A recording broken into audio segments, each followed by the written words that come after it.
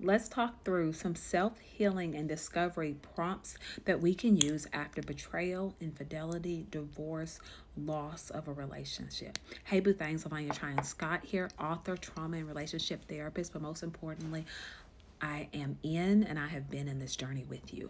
And one of the things that I do with a lot of my clients that have gone through, I do a lot of divorce care. I do a lot of recovery after an emotional or physical altercation or abuse, or a person is coming out of a bad relationship, or even a good relationship that lasted and it ended because they didn't want it to end, right? So I do a lot of relationship recovery in my therapy business.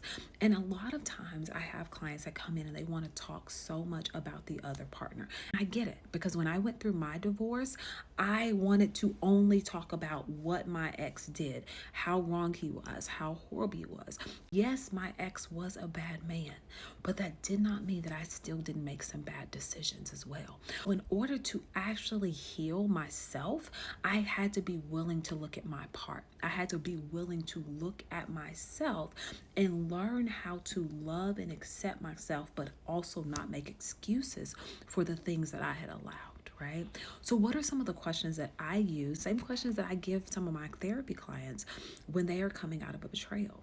I ask myself, what red flags or what areas of concern did I overlook in order to keep the peace? What was my example of peace growing up in a relationship? So, what did I call a good relationship or a healthy relationship? And now, from my adult eyes, would I evaluate that as a healthy relationship? Why do I ask that question? Because that is a pattern finder, that is a root finder. I am looking for roots and patterns that became my norm, even though they weren't normal. I ask myself, where was my self-esteem in this? When I saw the signs, when I saw things that were wrong, how did I evaluate them? How did I handle conflict in the relationship? Was I too afraid to speak up when things were wrong? Was I too afraid to pull on a thread or ask a question because I wasn't ready to hear the answer yet? And what I'm doing is I'm learning how to trust myself again. I am finding the areas of myself that, because many times it's not about, we project it onto trusting another man, but it's not necessarily about trusting another man. It's about trusting myself. Can I trust my own decisions again, right? The only way that I can actually evaluate if I can trust my own decisions is to actually look full-faced at the decisions that I made in my first marriage, the mistakes I made, the concessions I gave, the areas where I was passive, the things that I did not speak up for myself on. And if I'm being really honest, the things that I looked away from while I was dating that became bigger issues when we got married. Once I was able to answer these questions, to do it from a place of not self-condemnation, but really self-awareness and self-soothing, then I was able to answer these questions from a healthy perspective, to honor Lavanya that made those decisions and say, you did the best you could at that time with the information that you had.